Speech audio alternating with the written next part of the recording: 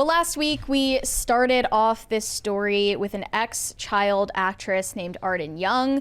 She posted that her New Year's resolution was to hashtag expose Hollywood, and with it she shared a video sharing her experience going to a child acting class and a really creepy teacher that she had who was in his 30s who created an exercise for her and another 13-year-old girl to make out on a couch in front of him and another adult acting coach, upwards of 30 times, she said. That's just one of many experiences she says that she wants to share about, trying to make it in the entertainment industry in Hollywood as a kid and, encountering a lot of these creeps who are not powerful on the level of a Harvey Weinstein, maybe, but people in the lower to middle They're still the gatekeepers. sector, yeah, they put themselves in relative positions of power a lot of times over children, and then they abuse that power. So she's continued this series with another video. The title is "The Child Photographer Who Lured Me to His Apartment/Studio."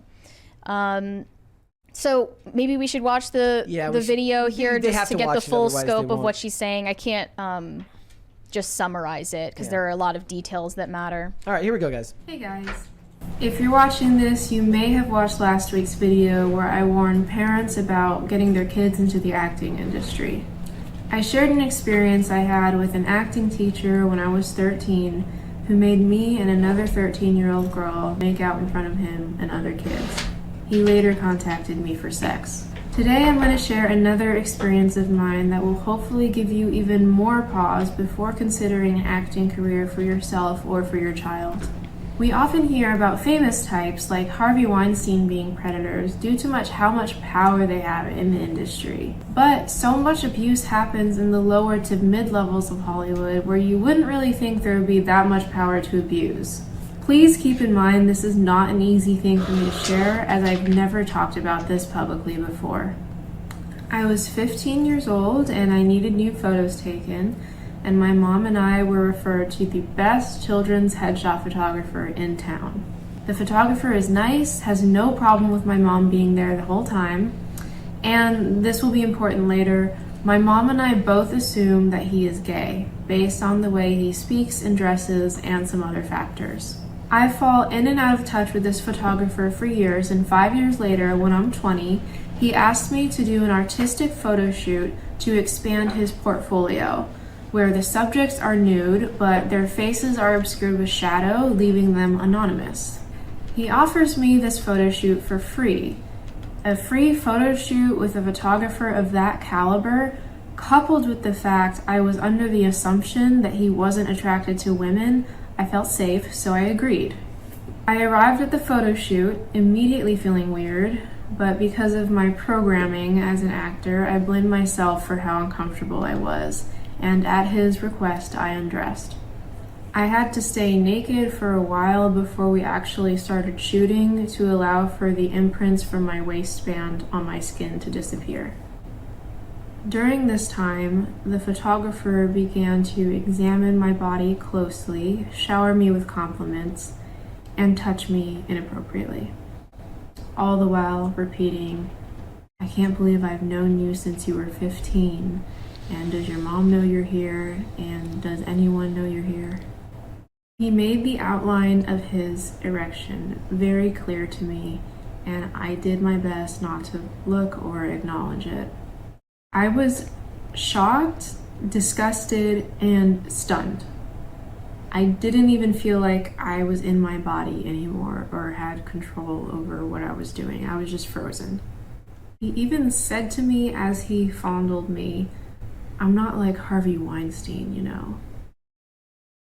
During the photo shoot, he continued to come up to me and touch me on my breasts and my privates.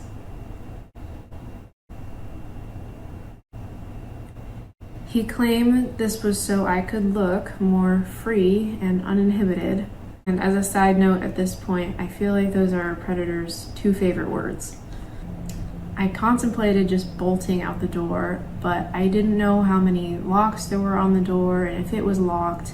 And the reality was, I was a naked girl in a huge maze of an apartment complex in Hollywood, and I was so unfamiliar with my surroundings, I wasn't sure I could actually make it to a place where someone would see me. He then tried to get me to shower at his apartment, which I said no to.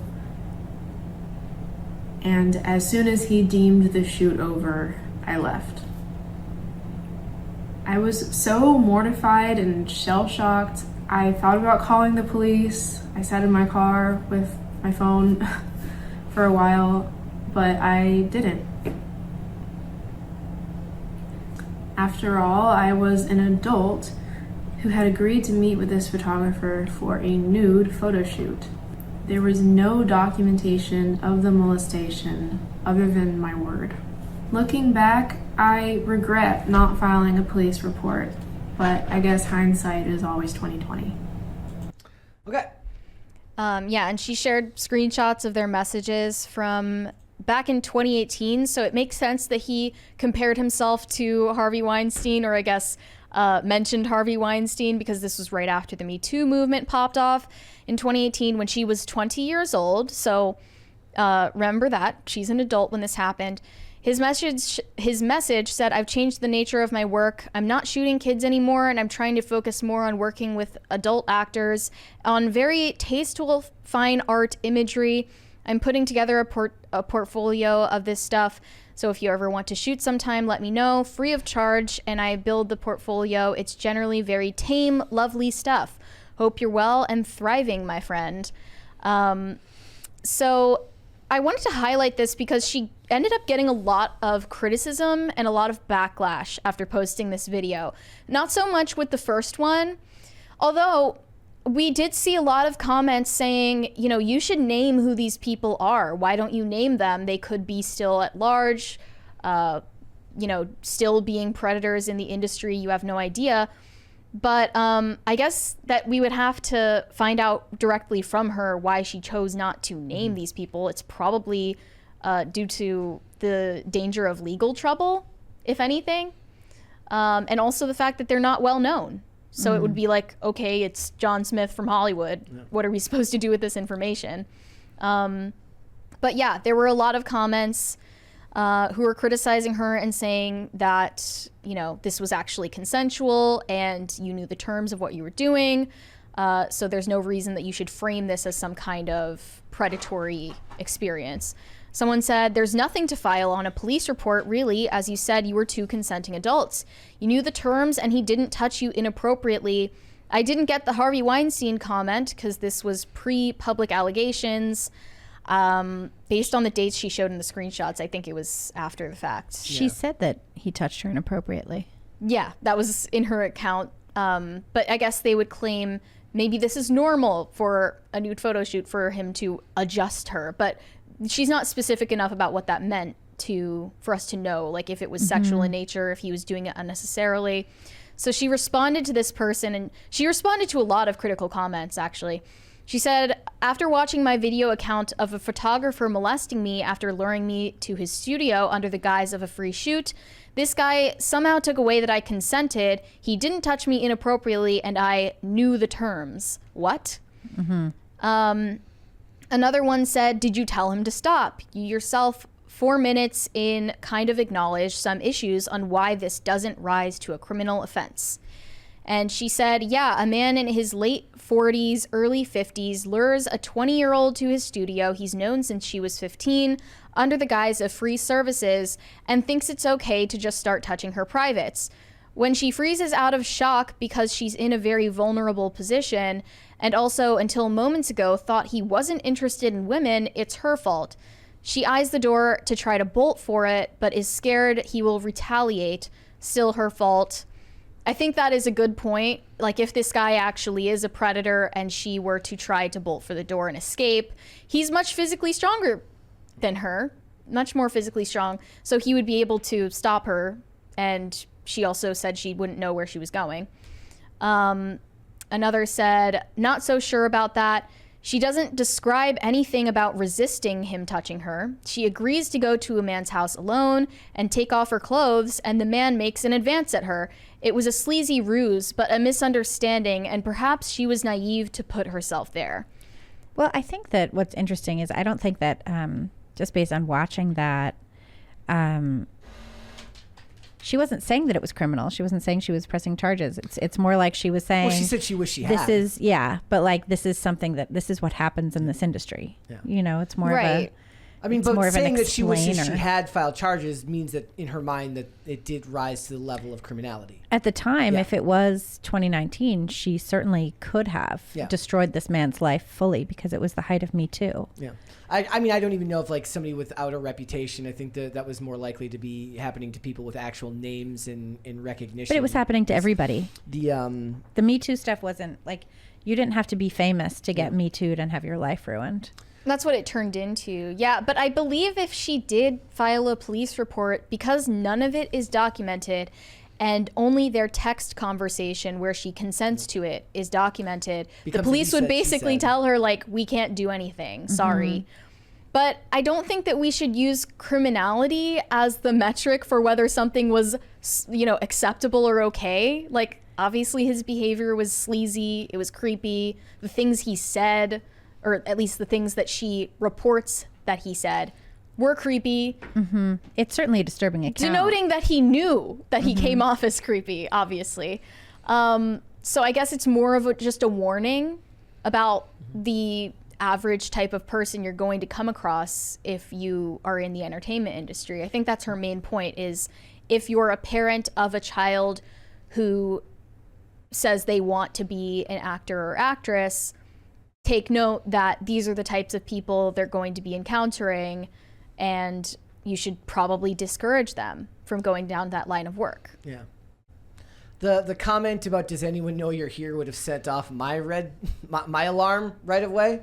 His comments to her says, "Does anyone know you're here?" That's not something you ever want to hear if you're alone in an apartment with somebody you've only met once in your life. Right, someone who's weird. Yeah, everything that he said supposedly would denote that he is completely aware of how he comes off, right? And is unashamed of it. I think that what this proves is, women's self-defense classes are all BS. They don't teach them anything useful. What you need is situational awareness. You need good judgment of character. You need good self-awareness. You need to cultivate, if you don't have it already, you need to cultivate some assertiveness, an ability to stand up for yourself when you're uncomfortable or you feel violated. And a lot of women just don't have that. They need to cultivate it so that when they're in a situation like this that is dangerous or just uncomfortable, they're capable of saying something. Yeah, and you need to, I think one thing that I find interesting about these kind of situations is that you're so accustomed to believing that people aren't going to cross a line, that you're not quite comfortable crossing the line yourself of saying that they're crossing a line, It's funny you talk about situational awareness. I was just talking to my brother who teaches self-defense for women and stuff, and he has started teaching situational awareness, and they do this kind of stuff. They do these kind of like hypotheticals to be like, how are you going to get out of this? Because if you're in hand-to-hand combat with a man, That's the one thing. likelihood is Right. he is going to win. That is the fact. So the self-defense you have as a woman, the best self-defense you have is a weapon, particularly a gun. If you're in California, that's not really an option, or situational awareness and being able to judge someone's character before you even end up in a situation that is dangerous or violating. That is the best thing you have. Or you need people to guide you and give you advice. It just seems like she didn't have anyone who warned her against this type of thing. I think the idea of assertiveness is probably even just as important as that, right? Because a lot of these cases, like if you think about the Aziz Ansari one, and what it basically came down to was a woman who had no idea how to tell a guy that was trying to have sex with her that she wasn't comfortable with what was going on, and then it was later basically it was called the rape later. But what it was that he just couldn't read her mind, and she didn't know how to tell him otherwise. And teaching women to have a more assertive personality, especially in these situations where where your hackles are up and you don't know necessarily what's going to happen, would be very, very important. And it puts you into fight or flight. But it's a sad situation to find yourself in. But there's a real understanding in that industry that the desperation to succeed and the need to get ahead by any means possible is a very, very easy emotional state to exploit from people, especially from... We just got a $20 super chat from Carnell. Said, Arden was recently on the YouTube channel Side Scrollers, where she explains why she hasn't named names, but is considering that she will at some point. Definitely worth a watch. I imagine she'd possibly be willing to come on PCC. Yeah, I got like a couple minutes in, but I didn't have time to finish watching that appearance. Well, she said she was doing this in private, right? She was going after she's privately pursuing justice with some of these people. Yes. Yeah. But a lot of people just because of the Me Too movement and its flagrant excesses immediately respond to any account like this with skepticism and also just outright disbelief. And I can't say that that's totally unfair. No, it's not. I mean, the idea that you would just accept every claim whole hog is ridiculous in this day and age when there's been too much benefit for people to lie. So it's good to question all of these stories when they come up. Look at these things as rationally as possible. Whatever metrics you use for, I guess, dissecting what's innocent, what's true, and what's false. By your own metrics, right? But also, if she's not naming names, if she's not filing lawsuits, if she's not trying to cancel anyone, she actually doesn't have anything to benefit from. It does give her a little more credibility that she's not naming anybody. Yes. Okay, so for me these days, I don't have the patience for people who don't use their own names in the lawsuits that they file. Like if you go as Jane Doe or Jane, whatever, John or Jane Doe. Like the moms who bring the case against Florida saying, I should get to trans my 11-year-old. Oh, not just that, but like all of the people who were suing various celebrities recently for these interactions, and they don't put their names on the file. How am I supposed to make up my mind on this story if I can't even look at who's actually involved? We can't gauge your credibility. I can't gauge your credibility, your truthfulness, and make no mistake, by putting this case out there, you are putting it out there for people to judge. That is part of at least for us, it's part of the job. Right, so she's put her name out there. I would have preferred she named names, but in this case, one of the reasons that I have such a hard time doing these types of stories is, yes, somebody says victim clout. Look, we do live in a culture right now where there is a strong precedent set for victimhood as currency. So I understand the skepticism there. But for the most part, when we cover these stories, it ends up being a bit of a wash because most people are, at least I would like to think most of the people that come here are pretty rational and say, look, I wasn't there. I don't know. What am I supposed to say about this? Because I don't have any actual insight into what the actual events were. Somebody was saying there's ways that these things could be corroborated. Street cameras, apartment cameras. I'm like, yeah, but none of those are inside the apartment where things actually happened. That's why whenever people say, I'm going to wait for more info to come out in these Me Too cases, I'm like, are you expecting there to be a magical camera that caught the whole incident on tape? Well, the sad fact of the matter is the culture that we've raised around these types of accusations means that a lot of people will not accept anything as fact unless they see an actual video of what happened. And it's totally different if someone were to come to you privately as a friend maybe and tell you something, this happened to me. It makes a lot more sense to believe someone you personally know, but when you're going to the internet, there are going to be a lot of skeptics, a lot of people discrediting you, and that's just the game now. But I think that a lot of Me Too accusations really did, not all, but a lot of them really did result from misunderstandings. Just interpersonal interactions that are too complex for the abysmal metric of consent morality to make a verdict on it. Yeah. Consent is a terrible metric for evaluating whether someone's actions were appropriate. I think in some of the Me Too cases, the goal was career advancement by the women who lied or manipulated their stories to, gain attention. I think we saw that a lot. Like, I remember doing a bunch of interviews with men who had basically been Me Too'd and had this happen to them at the time. And in a lot of cases, these were consensual encounters where later the woman was like, oh, I wish I didn't do that. You raped me. I remember talking to a friend of mine who had told me a story about a trip she had taken with her boyfriend when they were in college. And, you know, she had told me about, like, you know, their whole thing, and they had had sex on the trip or whatever. During Me Too, and that trip that she had taken was like in the early 2000s. And then during Me Too, she told me that story again, only now she had been raped in her mind. And I was like, but this is not how you framed this story previously. This is totally different. Mm-hmm. You know, I had another friend who had a similar thing where, like, you know, she invited a man to her room and whatever they did. And then like a month later, she told me that she was raped. And I was like, you called me the next day. You told me what happened. You invited him over. Like, what do you mean? Mm-hmm. What did you think what were you expecting at, 1 a.m. when you invited this man over after you guys had been out drinking all night with your friends? What were you looking for? Were you looking for him to come over and shake your hand and share a cup of tea and go back to his room? Because cuddle and watch a Lifetime I can movie. guarantee you that wasn't the goal. That's not the intention. Or like situations where a woman is having an affair with somebody, gets caught, and then says, "Oh, that man raped me." That was that they used to do a lot of movie and television storylines based on that type of story, right? So.